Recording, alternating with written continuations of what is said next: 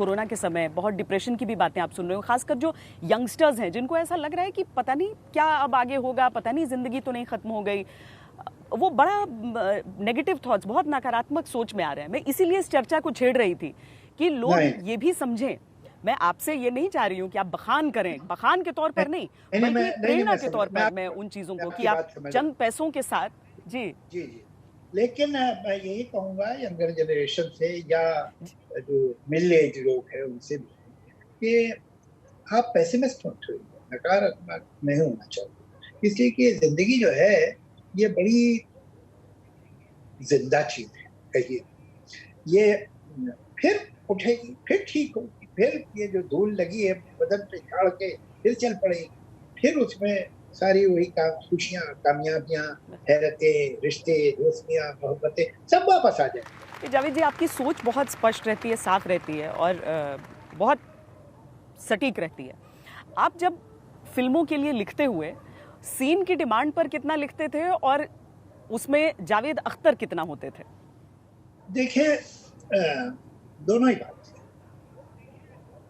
एक बात तो ये है कि जब हम फर्ज कर लिए मैं एक कहानी लिख रहा हूँ या डायलॉग लिख रहा हूँ, अलग अलग काम है ये, तो मैं डायलॉग की मिसाल लेता हूँ।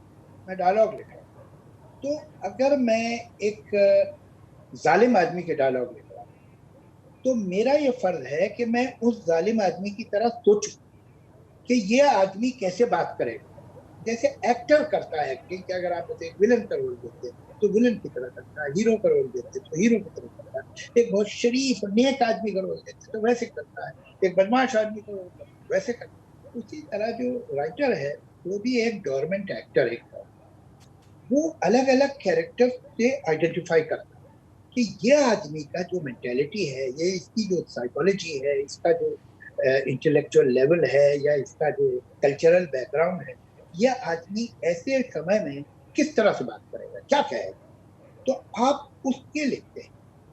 अब वो डायलॉग जो है वो आपका नहीं है और होना भी नहीं चाहिए, वो उस आदमी का होना चाहिए जिसके लिए आप लिख रहे हैं। पर इतने लंबे सफर में कोई एक ऐसा कैरेक्टर जिसके लिए लिखते हुए आपको बहुत अच्छा लगा कि जैसे शायद मैं भी बोलता इस स्थिति में तो मैं ऐसे ही बोल रहा होता? अरे वो तो सारे हीरो के डायलॉग ऐसे होते हैं, हम सब तभी तो वो हीरो होते हैं। हम लोग हॉल में भी बैठ के सुनते हैं तो हम कहते हैं मैं भी ऐसे ही बोलता, काश मैं ऐसा बोलता। और एक्चुअली फैक्ट ये है कि मैं ऐसा नहीं बोल सकता था, इसलिए मुझे हीरो लग रहा। अगर मैं भी बोल सकता ऐसा तो फिर ये हीरो कैसा? लेकिन कुछ कैरेक्टर होते पर हैं आप जिनसे जब आप फिल्मों की तरफ आकर्षित हुए थे तो क्या आप एक राइटर ही बनने के लिए हुए थे या हीरो बनने के लिए हुए थे? क्योंकि शुरुआत में तो अरे इंसान को यही लगता है ना कि फिल्मी पर्दे पर, बिल्कुल और आपकी बिल्कुल उम्र पर निर्भर करता है कि कब आपने सोचा कि मैं फिल्मों में आऊं। बिल्कुल। मैं जब फिल्मों में आया था तो मुझे बिल्कुल नहीं ख्याल था कि मैं राइटर, मैं तो ग्रेजुएशन के बाद ये बिल्कुल क्लियर कट मेरा प्लान था कि मैं आके यहाँ पर असिस्टेंट डायरेक्टर बनूंगा, और अगर हो सके तो गुरुदत्त जी, मैं उनका बहुत फैन था और अभी भी। अच्छा।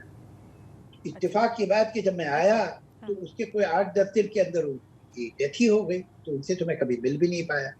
लेकिन असिस्टेंट डायरेक्टर जरूर बन गया बाद में, कमाल अब्रोही साहब का, फिर उसके बाद ब्रिज सदाना साहब का।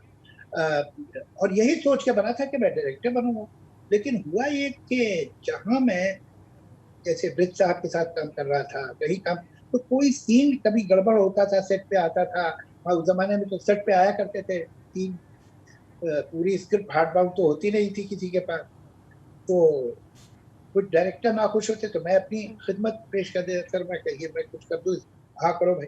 तो जब मैं उसे ठीक करते थे, अरे भाई तुम लिखा करो, तुम तो अच्छे राइटर हो। तो धीरे धीरे करके हुआ ये कि एक पिक्चर थी सरहदी लुटेरा, जिसमें मैं 100 रुपए महीना पे असिस्टेंट था, और उसमें उसी 100 रुपए महीना में फिर डायलॉग भी लिख रहा था।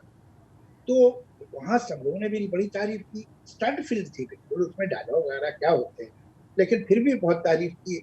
और उस फिल्म में जो लीडिंग रोमांटिक लीड थी वो थे सलीम साहब एज एन एक्टर।